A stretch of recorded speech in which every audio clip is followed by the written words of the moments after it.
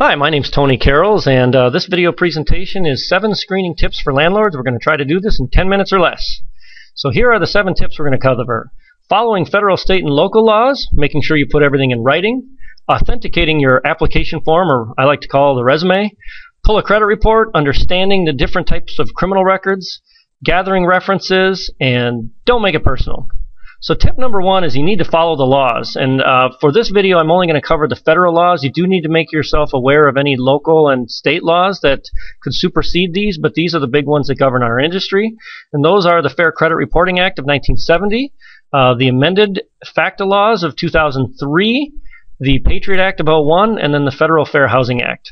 So the FCRA law of 1970 was designed to ensure the privacy and accuracy of people's information, and also to require that you have conspicuous disclosure of the information you intend to review and that they sign a consent. You cannot do background checks on a verbal authorization. It is not legally allowed. Then the Fair Credit Reporting Act was amended in 2003 because identity theft became an epidemic in this country. And so as of 2003, you need to now make sure that you protect people's personal information. How do you do that? You need to keep it in a locked file that's in a secure room meaning it has a lock on the handle. And when you go to dispose of the information, you need to shred or burn that information.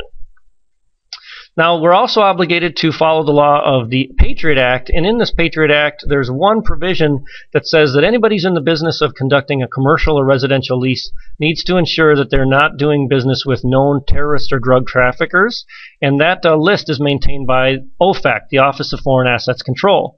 To search it, you can look at this website that's posted on this slide. It is a manual and labor-intensive search because it is several pages long, it's 7-point font, and it updates itself 3 times a month. So you can't just print this list. You need to go to it live every time you're going to consider an applicant. Otherwise, you should check with your screening vendor and see if that's a service they'll provide for you.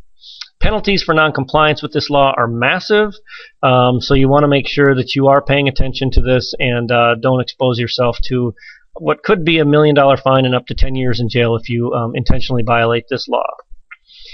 Also, there's the Federal Fair Housing Act that's been on the books even longer than the FCRA law, and it deals with making sure that we don't violate people's protected class status. So ensure that you are not creating criteria that does violate these protected classes. Tip number 2 is put your criteria in writing. This is a sample resident selection criteria. It's certainly not the only format that these come in, but it is important that you do put your criteria in writing. The reason for this is that many states have passed laws that require it, especially if you're charging an application fee. If you don't require it, you can be sued for discrimination and required to pay legal costs. Number 3, you need to authenticate that resume. Again, I don't look at these as application forms. I look at them as resumes because folks that are applying for housing are just as likely to fib about their history as people that are applying for a job. And so it is the most important step is to verify the applicant's ID. Make sure that you see a picture, a photograph ID. Best form is a driver's license. If somebody doesn't drive, they should have a state ID card that has all the same information, including the photograph. You can also verify that somebody's using an authentic Social Security card if they're carrying it by looking at this card underneath a magnifying glass, and that signature line that they sign their name on is actually not a bold line. It's actually the word Social Security Administration typed in small lettering. Real cards, you can see that with a magnifying glass. Bogus cards will just print as a solid bold line. Tip number 4, pull a credit report. Why do we do that? Well, the obvious reason is we want to look at somebody's financial payment history, but there's other benefits that are highlighted here in red. The second being it gives us a true and accurate address history. Again, somebody who's just been evicted or skipped on their landlord is not going to put that on their application form, but the credit bureaus do track your address history for us, so we can cross-reference that. It also lists any names or aliases somebody's used over the last several years. Lots of folks use aliases inadvertently, even in many cases, myself included. My legal name is Anthony, but I go by Tony. Unfortunately, if I fill out a credit application or an application for housing with you and I don't give you my legal name, you may miss my criminal history. So it's good to have a cross-reference for that.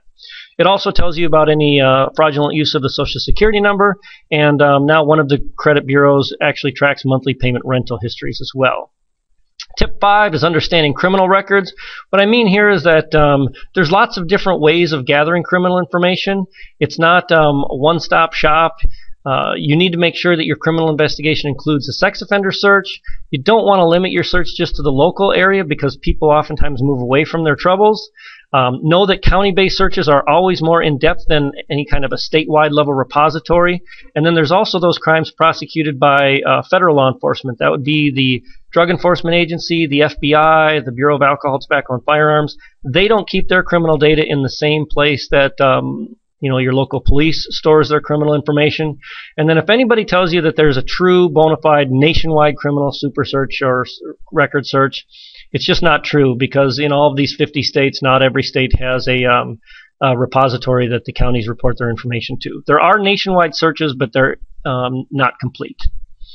Again, here's a little more information about those federal criminal searches. Just be aware that these are large criminal cases with an average incarceration period of almost 5 years. Tip 6 is you need to make sure you gather references as you're calling on current and previous rental references. Really, the biggest tip here is to compare those addresses and make sure that all of them that appear on the application are the same as on the credit report. You need to verify that the person you're calling is really a manager and not just a friend. And it's always helpful to seek a reference from one landlord removed, just because a current landlord doesn't have a vested interest in giving a bad reference if they have an applicant they want to move on. If you're going to call for an income verification, just know that you have to speak to a payroll attendant or somebody in the personnel department. Oftentimes applicants put a supervisor's name down on an application form, and you don't want to divulge income to somebody who's not entitled to have that. And then you can also verify the legitimacy of a company by calling your Secretary of State and making sure that the number that you're using is a real employer. Final tip number 7 is don't make it personal. Sometimes you're going to have to deny an applicant, and when you do, you don't want to have you as part of the equation. An applicant's just going to be more upset about the process. So try to avoid saying, "Hey, John Doe, I'm sorry I have to deny your application." Say something to the effect of, based on information from the background report, the application doesn't meet the posted screening criteria. Again, this takes you entirely out of the equation. Also bear in mind that you do not want to hand over a copy of your background report to a denied applicant if you're using a third-party screening agency, because you are then liable for any information that's on there, and you don't want that. And that is our video to conclude. Thank you, and if you need any more information, don't hesitate to give us a call.